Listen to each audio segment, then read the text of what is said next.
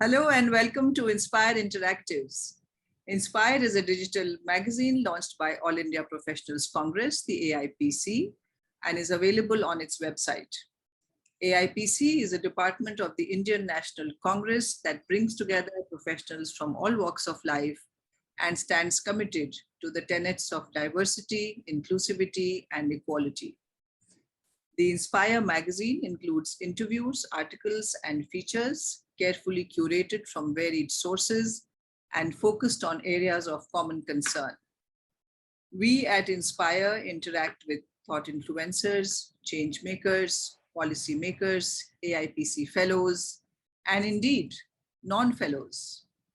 In short, anyone and everyone with a perspective to share and a desire to be heard, Inspire Interactives is the platform for you. I am Dr. Vandana R. Singh, Editor-in-Chief of the Inspire Digital Magazine. We have here with us today Rachna Sinha, Managing Editor of Inspire. A very warm welcome to you, Rachna. Thank you for being here. Thank you. Thank you, Dr. Singh. Thanks a lot. Rachna is a professional with over 20 years of experience in the fields of academics, journalism, and academic books and journals publishing. She holds an MPhil degree in literature and linguistics from Jawaharlal Nehru University, the JNU, and is interested in reading poetry and history as a de-stressor. Rachna also tells me that she reads the news 4 times a day. Rachna, wow. In her own words, Rachna is a food lover and the best chai maker in the world. Well, she just said she's the best chai maker. I added the world. So Rachna, so happy that you're here today and so happy that, we are finally getting to do this. I must tell my viewers that Rachna and I work very closely together on Inspire, but rarely get time to talk about anything other than Inspire. And so today seems to be a wonderful opportunity to do just that. Rachna, as you know, we are a bunch of professionals here, and therefore we are very much interested in professional journeys. AIPC, as you know, is made up of professionals who come from a very, very vastly different kinds of professions, if I may say so. And so it's always very interesting to know what others are doing. So tell us a little bit about your professional journey, your professional trajectory, today you are an editor, how you have reached here, and what is it that inspired you to take this up as a profession. Over to you. Thanks, Dr. Singh, for that introduction. And there are some funny bits in that, which probably I would be able to explain later on. My professional journey began with a series of illusions being shattered and understanding of the world in the beginning, when we get past our idealistic phase, if I have really been able to get past it, which sometimes I feel I haven't. So I would begin probably very quickly from before I got into a job, from the time you choose your path. And that was when everybody in the house would say, you've got this kind of marks, the only way for you is to get into an IIT, do an MBA. Most of the people in the family were pursuing those paths. And at that point of time, I shifted away from science to study literature, which was supposed to be a very big gamble then. And it was a gamble in retrospect, because the number of ups and downs you see when you don't do that is a lot more than when you do that. So I remember my brilliant tutorials and YG files, the packets were never opened because I had shifted. And then that was, so uh, that was where I first made a decision about my profession, that I would be doing something in social sciences, literature and languages particularly, because that's what fascinated me. And so I went about studying that. And so while studying, while pursuing your MPhil, MA, academics for me was then the way to go about it, because I wanted to be a researcher, I wanted to teach. And then the first set of series of disillusionment started, because you realized how difficult it was to get an academic job in the country, especially I studied literature and linguistics, but my final specialization, it was in a hardcore theoretical linguistics area, generative syntax. And to get a job in generative syntax in India is so very difficult, with very few universities actually teaching that kind of linguistics and all. And then there were others. Academics is one of the biggest, rackets, so to say, in the industry. Academicians will tell you internally. So so that's when you started thinking of an alternative profession. And so what it would be was the second question. And so I did a diploma in journalism after that, while I was studying, to find out an alternative vocation, even while I was studying. And so my first job was as a journalist. And I was a journalist for close to 4.5 years, after which I shifted to books and journals publishing, and I have remained with that. While I was doing my academics and research, I also taught at JNU, and then at JNU, it was like a teaching assistant to my guide, and then at a college in Ghaziabad. So that has been my professional journey so far. Because I began my career as a journalist at Newswire service in 2001, 20 years now.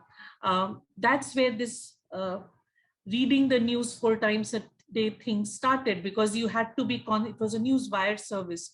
So you have to keep knowing what is happening and be the first one to report it, because the wire services are the first.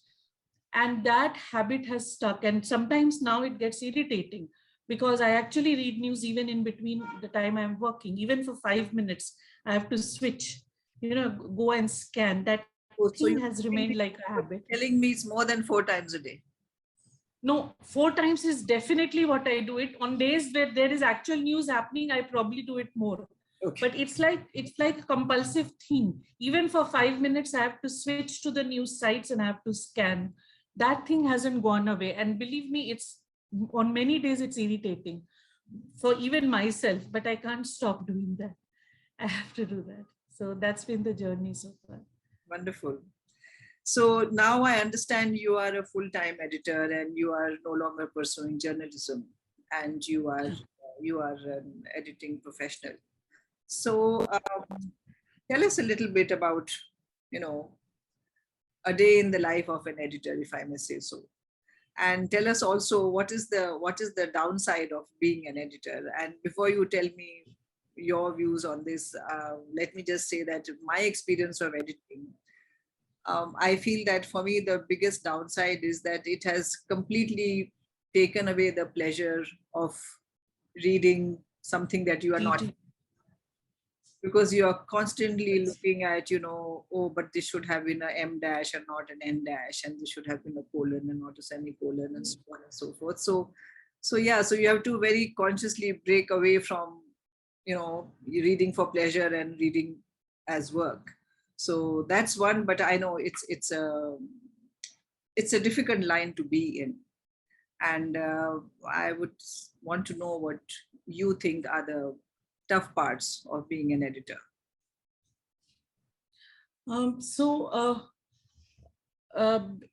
As an editor, basically, even when I was in journalism, I was mainly on the editorial desk. Although because I was interested in a few fields keenly, I was always sent out for assignments, even reporting assignments. So when I moved to books and journals publishing, basically for most of the initial 10 years, I was in social sciences publishing. And the best part of being a part of social sciences publishing, an editor in books and journals, social sciences publishing, is you get to read a lot of extremely well-written stuff. It's a very engaging job. You're basically being paid for doing what you enjoy doing. That's the best part of it.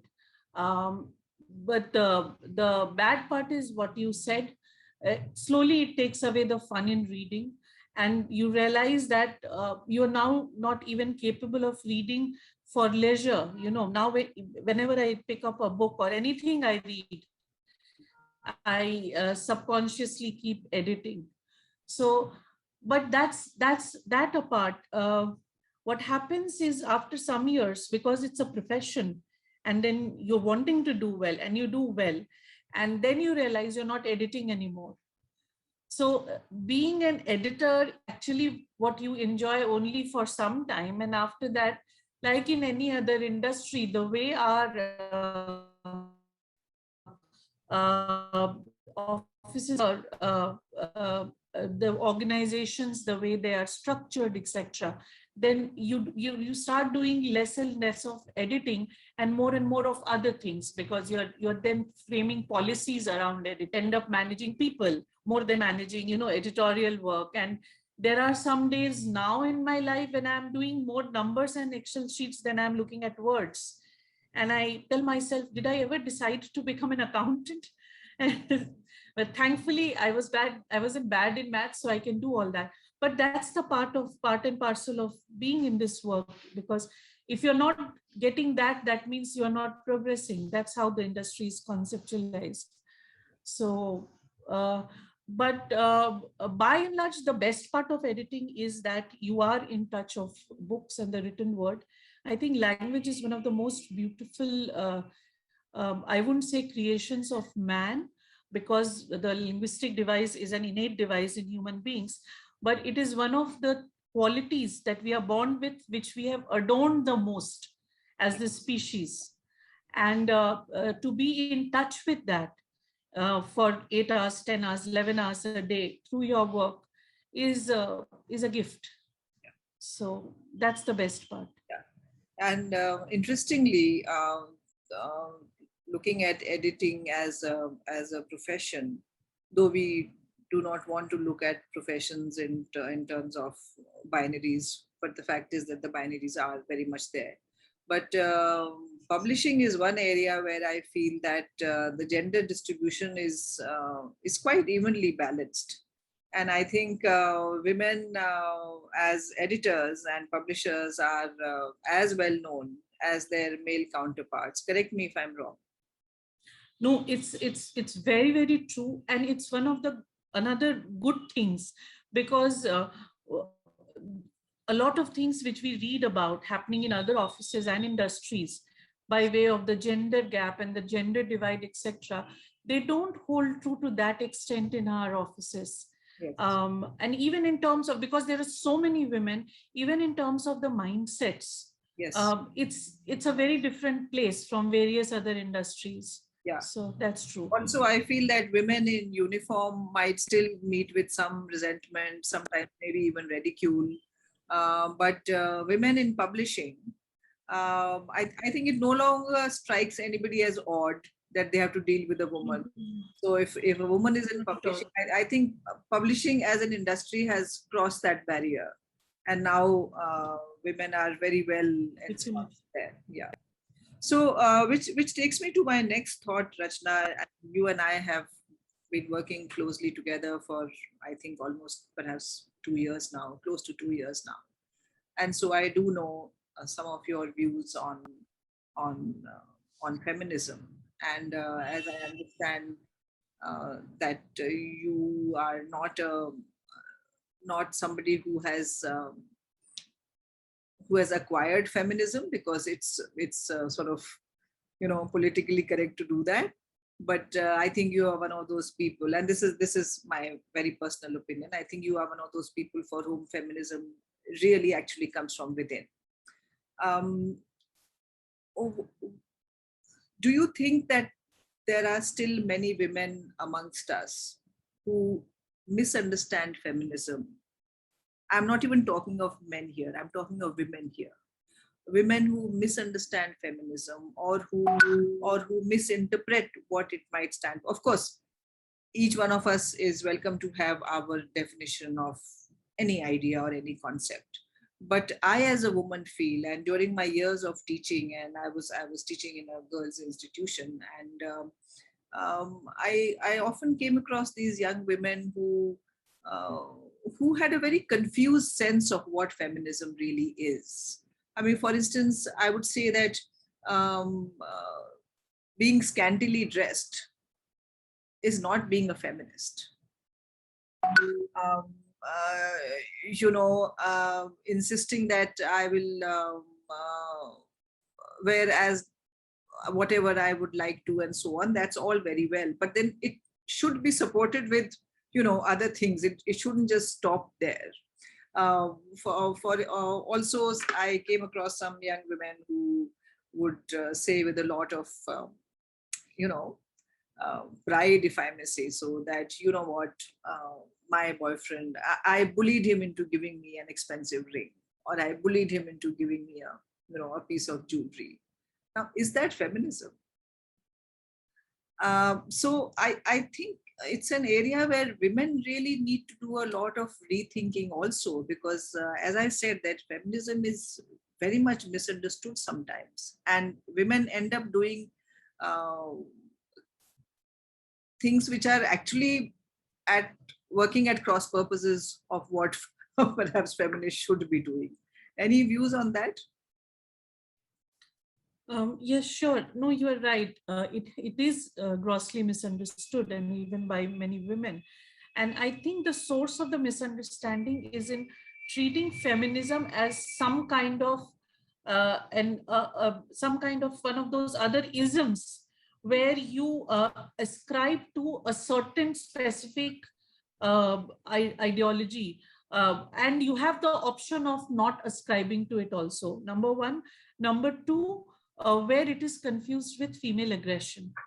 Now, the first part of ascribing to a specific ideology, the reason I say that is, for me, from what I understand, there is not, I mean, I never decided that, one has to be a feminist or any such thing. These are labels which sometimes people, while talking, call you that and all. If you believe in equality of women, if you believe in equal human and other rights for women as men, that's about it. And that is what one would always, ever since I remember, I've always wanted that, and I have always fought for that. And it really begins from inside your family. So I think one of the most aggressive years that I would have had as a feminist was during my, and looking back, I didn't know I was being a feminist then, but that is what people would call, was during my formative years, when I just asserted my rights as, this is what I want to do, this is what I don't want to do, this is what I wouldn't do, I won't do, in terms of that, because I thought that was being equal. Now, that is not aggression, that's just asking for your rights, and to me that's feminism. But when it is confused with aggression, um, now that example you gave about, by literally bullying your husband into giving yourself some specific kind of gift, that's actually, I would say, very counter to feminism, because I wouldn't want my husband to give me any gift which I have to bully him for. That's not the point. So I think it's a very simple thing. Equal rights for women is what feminism is all about. Anything more than that, or anything which more fanciful, is a fad. And that is what has to be understood. Many women in India and also abroad are against feminism because it is also touted as something, it's a stream of thought which is anti-men, so to say. I don't think feminism is anti-men. You have your rights, just give me mine also. That isn't anti anybody. And feminists are not meant to be made man haters.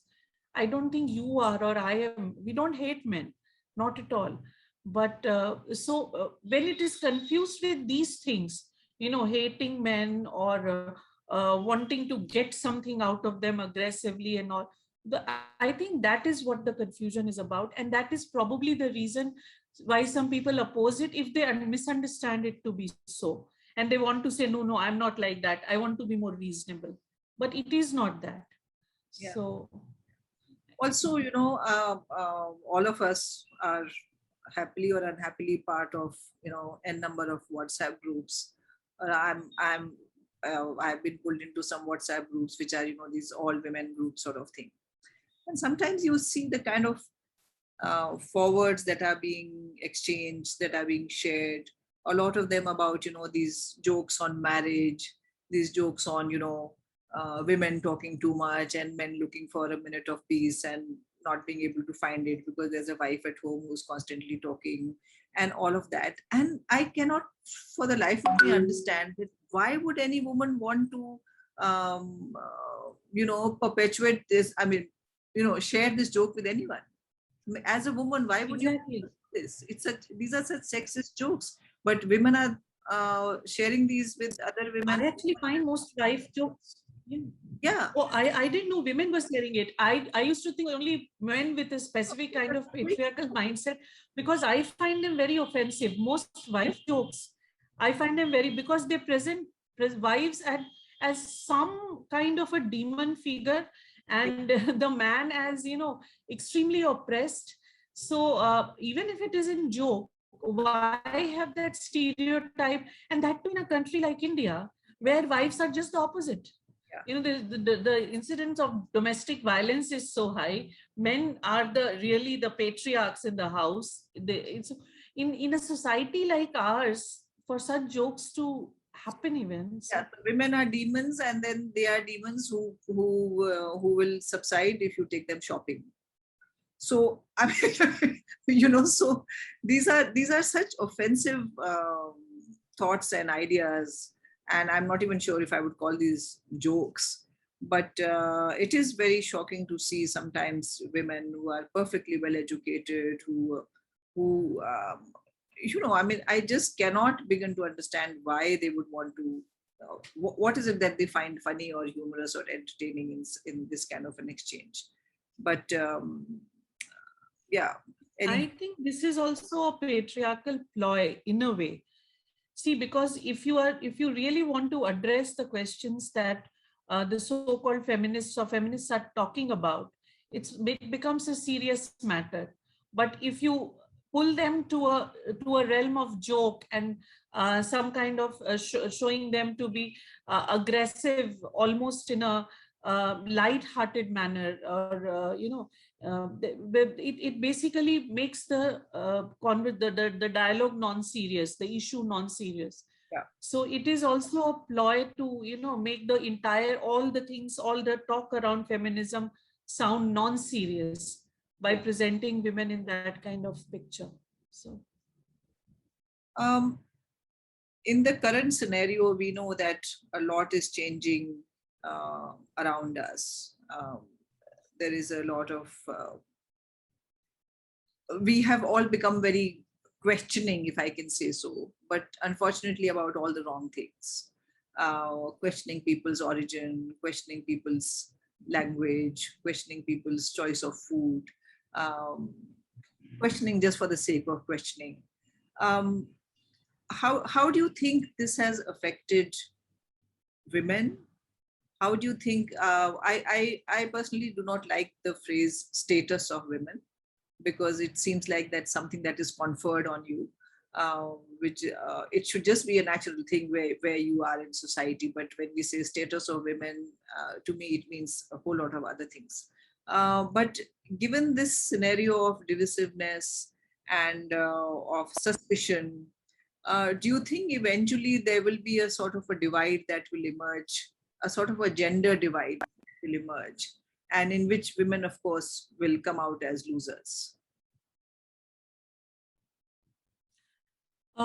Yes, I think so. Not just through a gender divide. The reason why I think that due to all these kind of doubts and questions which are being raised in the society, women will emerge as losers is mainly because, see, none of these doubts and questions have to do directly, have anything to do with the issues that women face.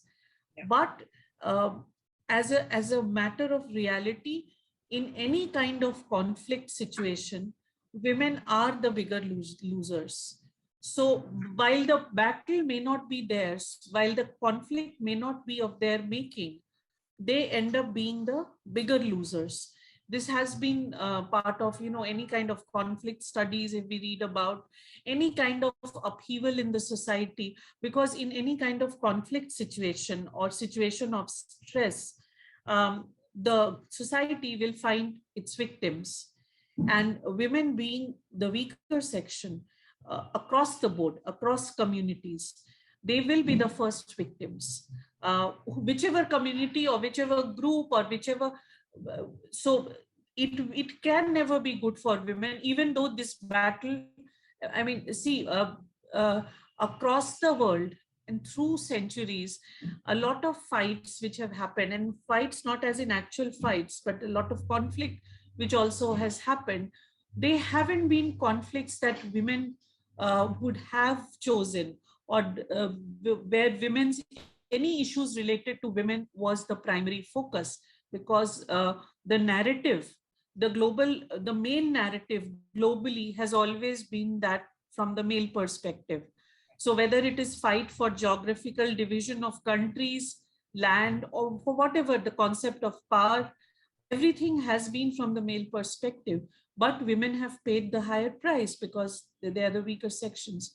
So any kind of such situation, even domestic, even in our at our national level, or even in any region, we know regions in India where disturbances have happened and women have paid the bigger price.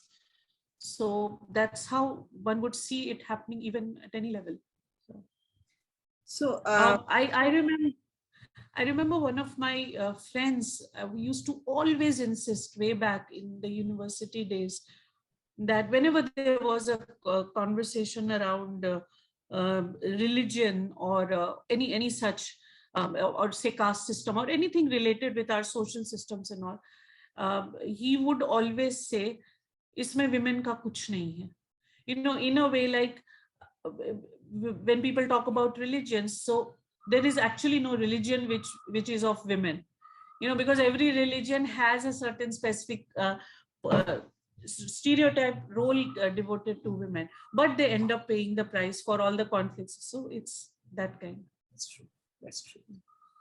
Rachna, you mentioned that you are interested in reading poetry and history. So, rewriting history we will leave to others. But do you also write poetry?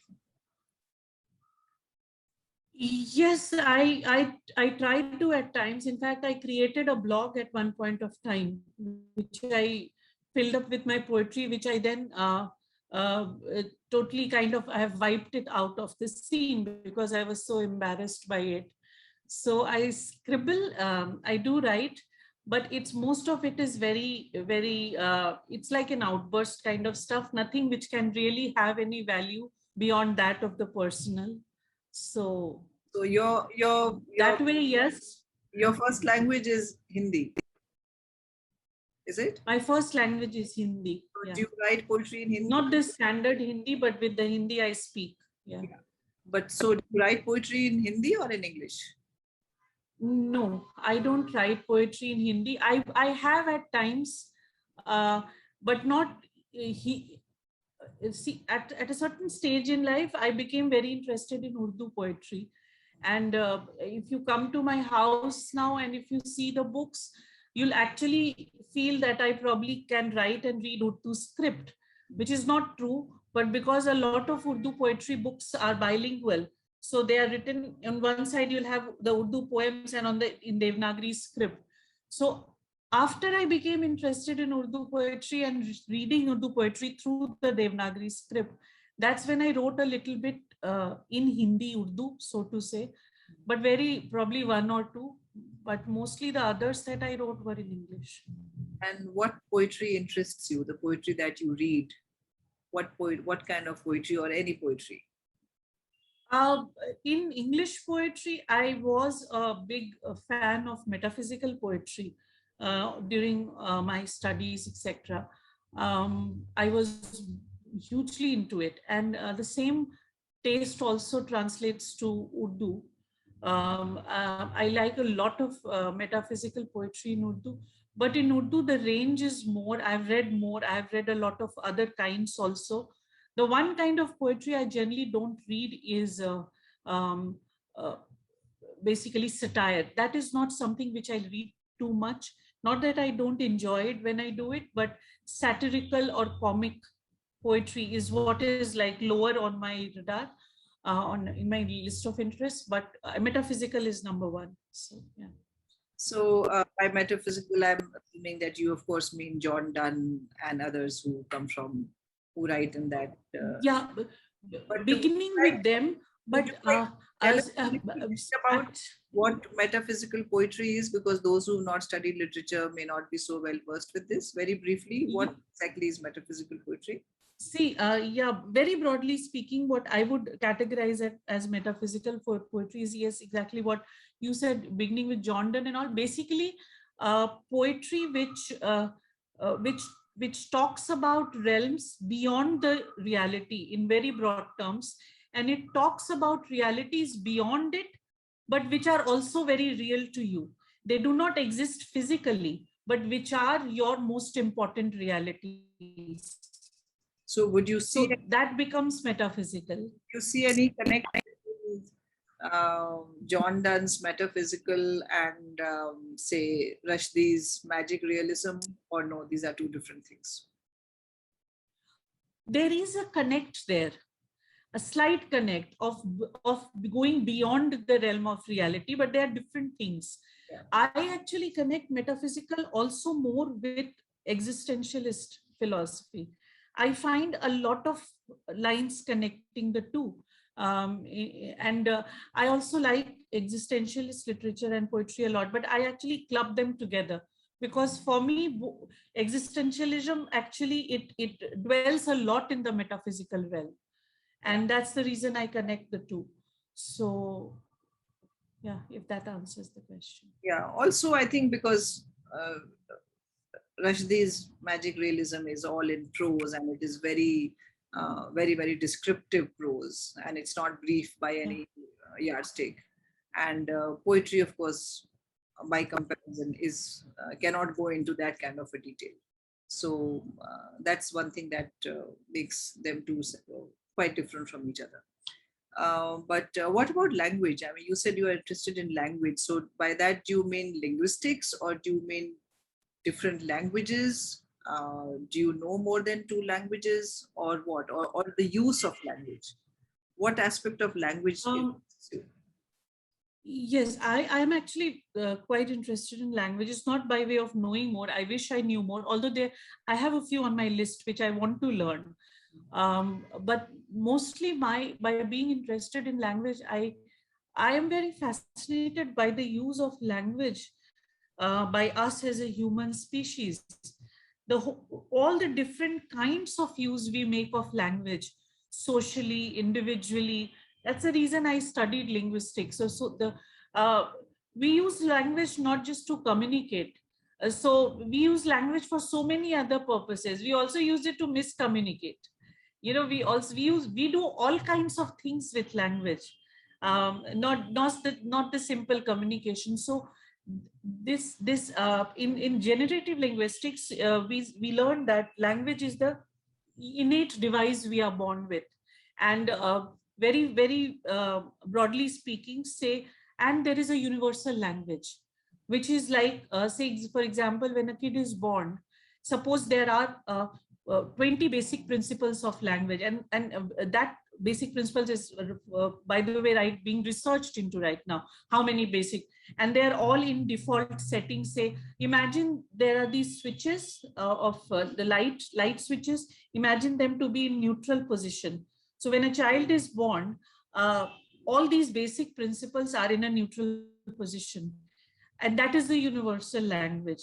And then when the child is placed in a particular environment, these switches get selected on off, which are called parametric settings. So the way these parametric settings happen from that point on, to the way the child learns from those 20, 25, or some finite number, it could be 50 parametric settings, to the creative use of language of an infinite number of sentences and purposes he can use the lexicon for. That's a marvelous, that's a wondrous thing. And that's what is interesting in the use of language. I also find, because poetry and even in prose, human expression is something so beautiful. Basically, because human mind can conjure such beautiful thoughts and expressions with the help of language. That's what also makes language very beautiful. That's what interests me. I think all languages must be allowed to thrive. So there should be, neither there should be this fight for whether this is superior or the other is in it. I don't like it when somebody likes to impose a language. I also don't like it when, to counter the imposition, people start ridiculing a language, because it's not the language's fault, so every language is beautiful. If that answers your question. Yeah. Rachna, before we close, and surely we cannot close without talking about Inspire.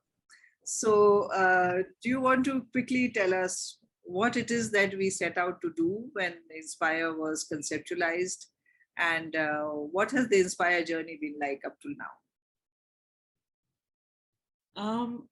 I think what we set out to do. Sorry, to interrupt. I understand that we faced a lot of challenges because of COVID, but then that's a given, and we did not harp too much on that because everyone, no matter where they were facing some challenges or the other. But yes, for Inspire also, COVID brought its own set of challenges, and we saw ourselves through that. But very briefly, for our viewers, why are we doing Inspire, and how well are we doing it? I think we are doing it pretty well. What do you think? Yes, I hope we are doing it well enough to be hopeful for the future. That's what I would say. Yes. You are very well aware of all the challenges being the chief editor. I think the way Inspire was conceptualized, and what we set about doing was create a platform for expressions by the fellows, primarily to connect them, helping their coordination, giving them a chance to express, and also a platform which then would form linkages with the outer world, from within the party as well as outside of it. So that is what broadly Inspire was meant to be, and also to give voices to those expressions which were for some reason or the other not being voiced elsewhere, and which we felt were important. The challenges that we have faced has been that there is a lot of ideas floating around which is not translating into written content, and that is important. We are still struggling to get as much content as we can, because people need to sit down and just pen their thoughts more, and then rather than just think about it and talk about it. So yeah. It's been a great journey so far, I think. It's been a great journey. And now we have added this new dimension to Inspire, which is Inspire Interactives. So, God willing, we will add many more new dimensions to Inspire. Sure. Yeah, we surely will. So Rachna, with that, we come to the end of today's interactive session. Unfortunately, we will have to close now. So thank you so much for being here with us today. Thank you, viewers, for being with us in this stimulating journey. If you'd like to share your thoughts and ideas with us, or indeed be part of an interactive session, do reach out to us at inspire@profcongress.in. We look forward to hearing from you. Till next time then, thank you and goodbye. Jai Hind. Thanks for having me, Dr. Singh, and bearing with my ramblings. Thank you, Rachna. Thank you. Bye-bye.